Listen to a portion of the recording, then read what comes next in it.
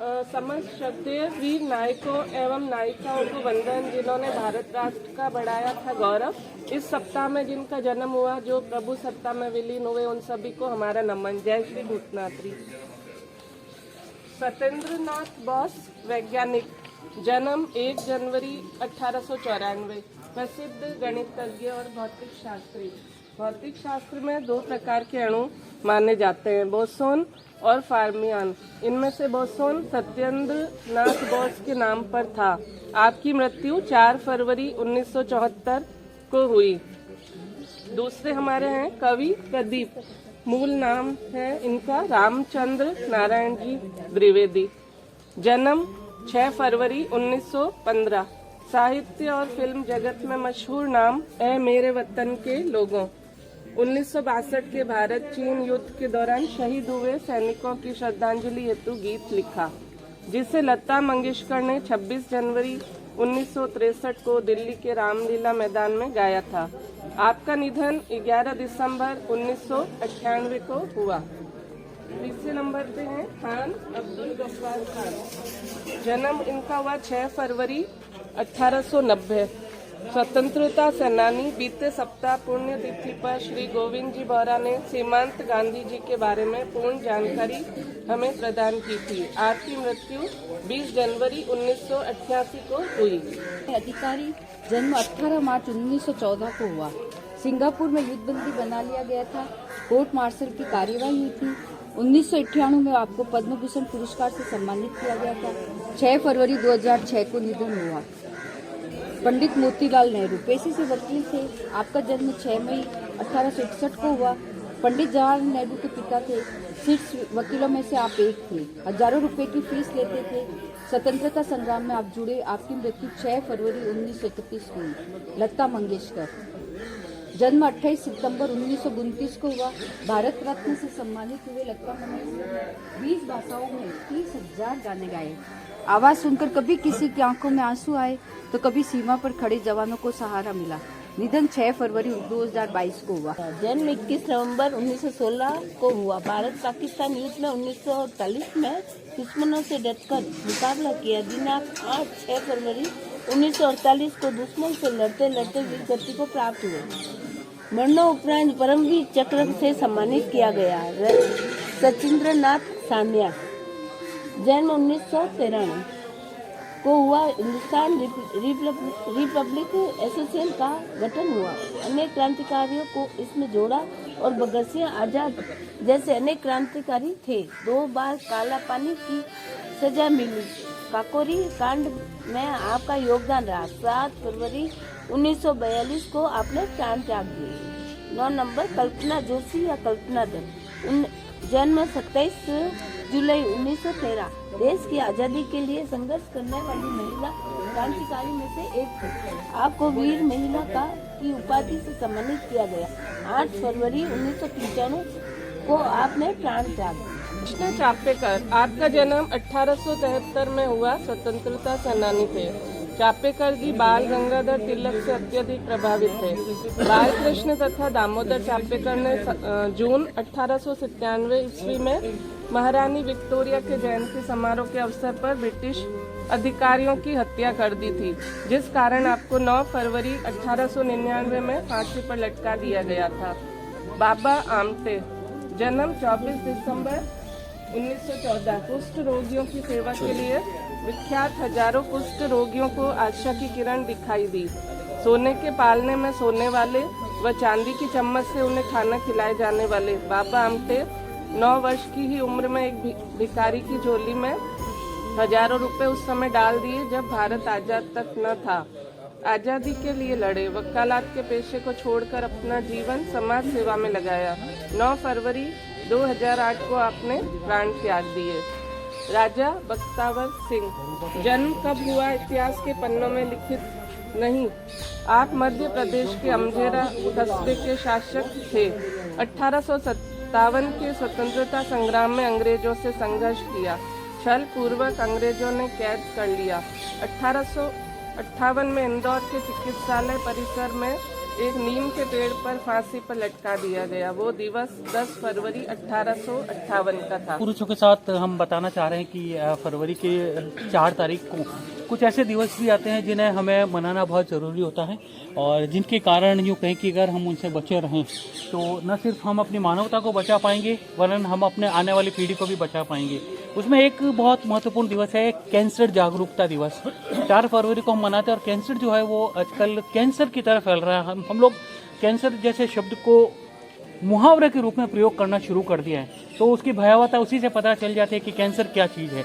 तो कैंसर के प्रति जागरूकता और खासकर जो ये नशे के पदार्थ हैं या जो हम गुटखा सुपारी वगैरह खाते हैं वो मुंह के कैंसर के जिम्मेदार होते हैं। तो हमारी कोशिश है कि आज इस बहाने से हम एक अपील करें कि इस तरह के नशे के जो चीज़ें हैं उनसे आप दूर रहें और दूर रहेंगे तो आप स्वस्थ भी रहेंगे और अपना शरीर स्वस्थ रहेगा तो एक लंबे समय तक हमारी जो यात्रा है वह चलती रहेगी। और उसके अलावा एक और दिवस आज हम मनाते हैं भारतीय स्वतंत्रता सेनानियों को याद करते हुए एक चौरी चौरा दिवस मनाते हैं। गोरखपुर के गांव में अंग्रेजों से लड़ते हुए जब स्वतंत्रता सेनानियों ने वहां पर कुछ लूटपाट की और अपने स्वतंत्रता आंदोलन के लिए वो लूटपाट करते थे कि कुछ पैसा जो है वो वहां से आए और हम इस आंदोलन को एक नया मूवमेंट दें, उसे और आगे बढ़ाएं। तो उसी को याद में वो जो आंदोलन है वो भी 4 फरवरी को हुआ था और 1922 में जब आंदोलन अपने चरम पर था तो उसमें चौरी चौरा गाँव में इस तरह का एक आंदोलन हुआ था। उसको भी हम आज इस अवसर पर याद करते हैं और यही याद है जो हमें प्रेरणा देता है और हम सबको ये यूँ कहे कि एक स्मृति भी देता है कि हम इतने महान स्वतंत्रता सेनानियों के साथियों को आज यहाँ जीवित कर रहे हैं। जननायक जय हे भारत भाग्य विधाता, पंजाब सिंध गुजरात मराठा द्राविड़ उत्तर बंगा, विंध्य हिमाचल यमुना गंगा उच्चल जलधि तरंगा, तब शुभ नामे जागे तब शुभ आशीष मांगे, गाए तब जय गाथा जन गण मंगलदायक जय हे भारत भाग्य विधाता, जय हे जय हे जय हे जय जय जय जय हिंद। भारत माता की जय, भारत माता की जय, भारत माता की जय, वंदे मातरम वंदे मातरम वंदे मातरम वंदे मातरम वंदे मातरम। श्री भूदेश्वर महादेव की जय, अम्बे मात की जय, बोलो रे बेलिया हिमरत वाली हम महापुरुषों को श्रद्धांजलि अर्पित करते हैं। इसके साथ हमारी जिम्मेदारी भी बनती है कि जो भावी पीढ़ी है हम उस भावी पीढ़ी को भी संस्कारवान बनाएं। तो इसके लिए एक उदाहरण देना चाहूँगा कि महापुरुषों के सामने जिस समय की जैसी समस्याएं थी और उन समस्याओं का समाधान उन्होंने कैसे किया, वैसी की वैसी समस्याएं आज हमारे सामने भी है। तो हमारा यह कर्तव्य बनता है कि हमारे सामने जो समस्या आई हुई है उन समस्याओं का हम निदान कैसे करें, क्योंकि समस्याओं का समाधान करने का तरीका एक ही है। जो वैसा उन्होंने सोचा, उनके जो विचार थे, उन्हीं की जो मनोदशा थी वो की मनोदशा हमारी होनी चाहिए। जब तक हमारी मनोदशा उसके अनुरूप नहीं करेंगे तो हम भी समस्याओं का समाधान नहीं निकाल पाएंगे। इसलिए ये आवश्यक है कि ये महापुरुषों की जो जीवनी है हम इनको पढ़ें, इनको ले जाएं, उनके जो संस्मरण हैं, उनकी जो घटनाएं हैं उससे हम प्रेरणा लें और हम भी हमारे जीवन की समस्याओं का समाधान करें।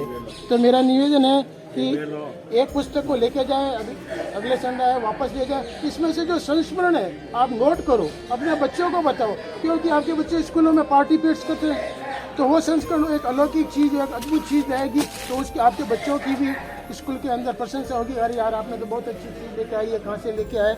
तो ये आपके स्वयं के लिए और भावी पीढ़ी के लिए बहुत अनिवार्य है। ये विचार ही हमें शक्ति देते हैं, विचारों के द्वारा ही क्रांति आती है, विचारों के द्वारा ही समस्या का समाधान होता है। जब हम तक वैचारिक रूप से ताकतवर नहीं बनेंगे तब तक हम किसी समस्या का समाधान नहीं कर सकते। अपने विचारों को इतना विशाल बनाओ, समुद्र की तरह इतना विशाल बनाओ कि उसके अंदर सारी जो नदियां हैं आके उसके अंदर समा जाए। तो मेरा निवेदन है कि आप ये लेके जरूर जाएं, लेकिन लोग ले जा के रख देते हैं, लेकिन उसका अमृतपान नहीं करते।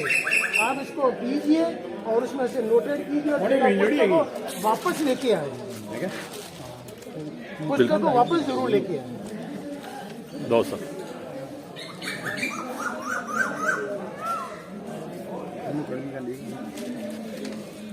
जैसी भूतनाथ प्रांगण में हमेशा की तरह जिस तरह से ये जो नवाचार शुरू किया गया है उसमें ये श्रद्धांजलियाँ और भावांजलियों का जो कार्यक्रम है उसमें आज भावांजलि देने के लिए श्री सत्यनारायण बोस वैज्ञानिक कवि प्रदीप यदुनाथ सिंह खान अब्दुल गफ्फार खान सचिंद्रनाथ सान्याल कल्पना जोशी गुरुबख्श सिंह ढिल्लों पंडित मोतीलाल नेहरू लता मंगेशकर विश्व कैंसर दिवस बालकृष्ण चापेकर बाबा आमटे राजा बख्तावर सिंह और इसके साथ आज ही के दिन विश्व कैंसर दिवस की भी जो घोषणा की हुई है उसके हिसाब से भी और चौरी चौरा दिवस के लिए भी आज ये कार्यक्रम रखा गया और सबको श्रद्धांजलियाँ भी दी गई और नवाचार का कार्यक्रम पूरा किया। आज के नवाचार की विशेषता यह रही है कि आज के इस कार्यक्रम का संचालन और इस श्रद्धांजलि का कार्यक्रम महिला शक्ति ने किया, जिसमें सबसे पहले चंद्रकला जी, फिर रश्मि जी और उसके बाद शशि जी सुराणा ने इस कार्यक्रम का संचालन किया। साथ ही साथ में हमारे साथी श्रीमान चंचल जी व्यास द्वारा उन महापुरुषों की पुस्तकों को यहाँ पर सभी को दिया गया जिन्होंने देश के लिए बहुत कुछ किया है और उनके भाव पढ़कर हम भी उस तरह बन सके और समाज को आगे बढ़ा सके, देश हमारा विकसित हो।